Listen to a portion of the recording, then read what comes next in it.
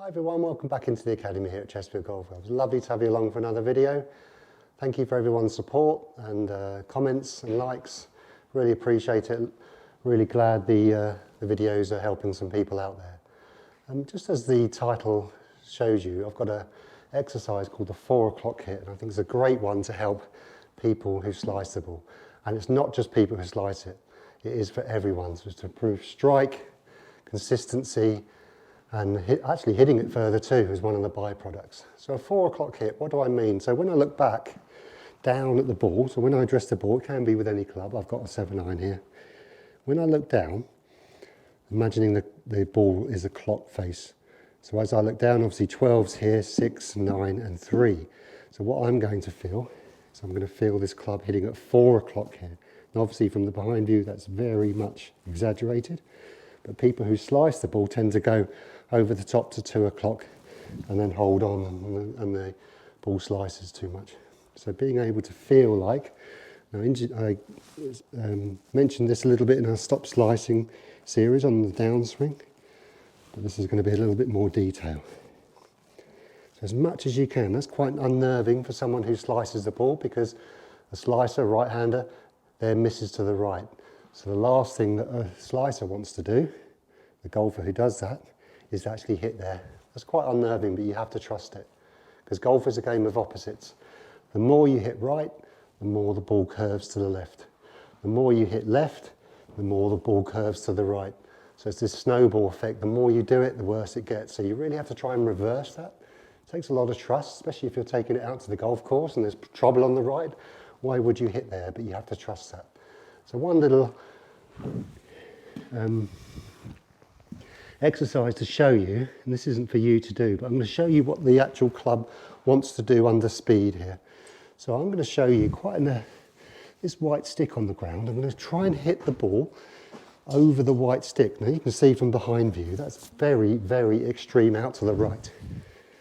Now I don't expect, and I don't obviously want people to do that, but I'm going to show you what the club wants to do under speed. You remember, this club's going 70, 80, 90 miles an hour. It's always want to get chucked out. So the good news is you can't do this enough. So first little time, I'm going to take a little bit of pace off this first shot. So I'm going to swing it like 20, 30%, which is going to give me the ability to actually hit that far right. Okay. Obviously very, very extreme, probably hitting at 5 o'clock here. But if I take the pace off it, I'm actually able to do that. And whack the side of the Academy as well. But you can see, because there's no force being generated on the club, I can drop it in the slot more, actually way inside.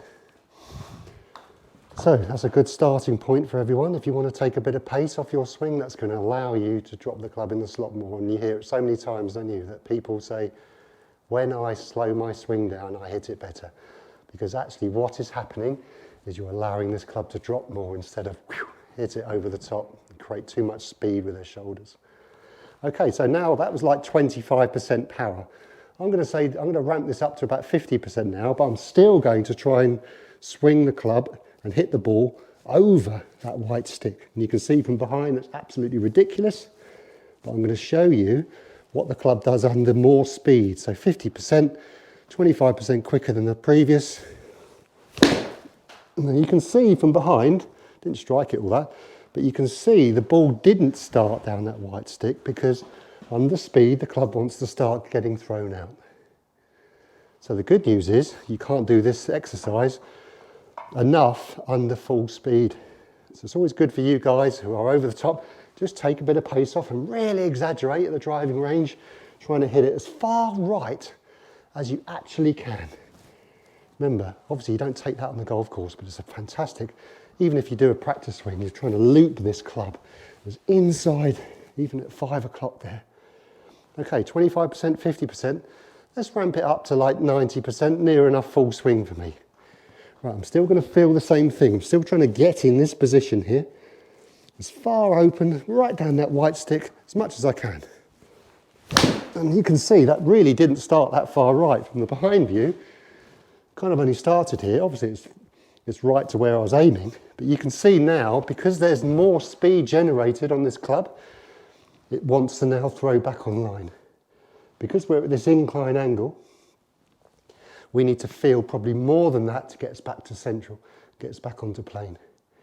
Especially if you're a fisher and you go fishing out to the ball here. So you'd rather be that side than that side, especially if you want to get rid of your slice.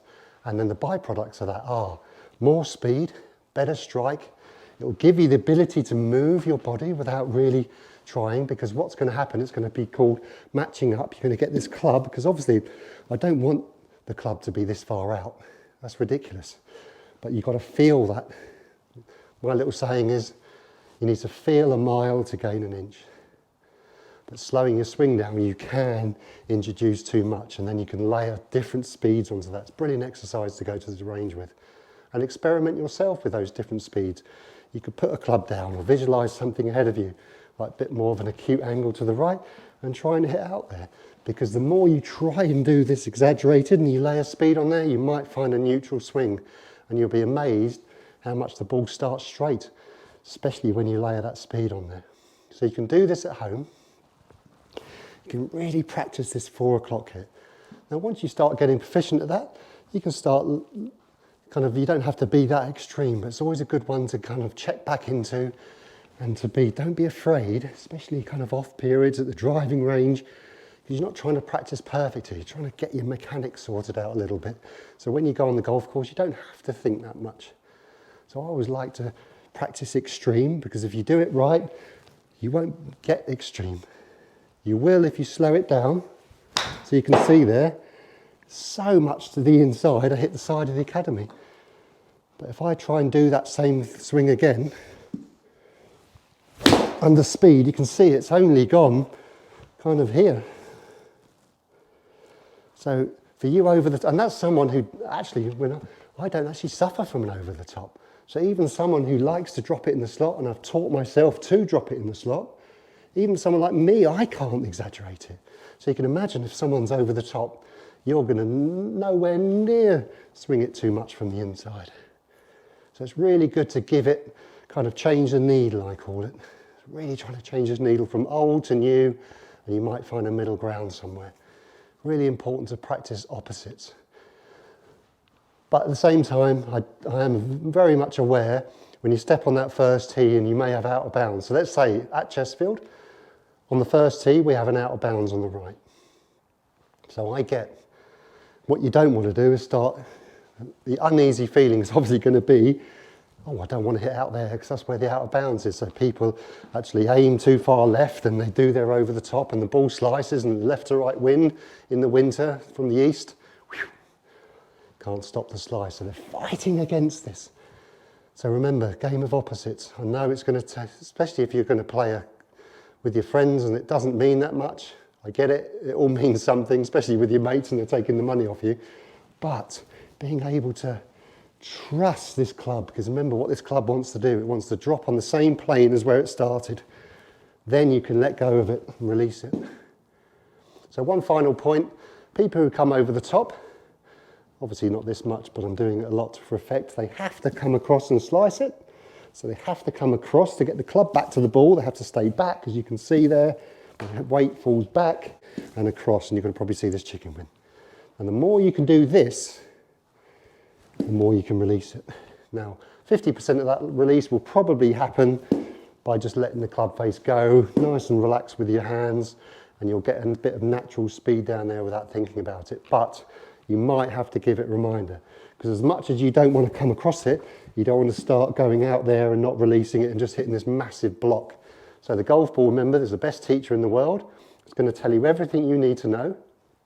The more you can get from the inside, the more the ball will start to the right, and then introduce a little release. Remember what a release is? It's the right hand just rolling over 180 degrees.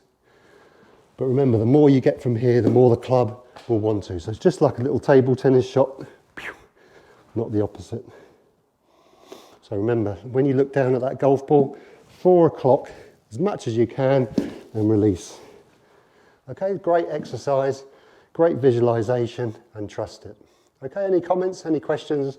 Love to hear from you, and I'll see you on the next video. From just myself today, all the best, and I'll see you on the next one. Cheerio.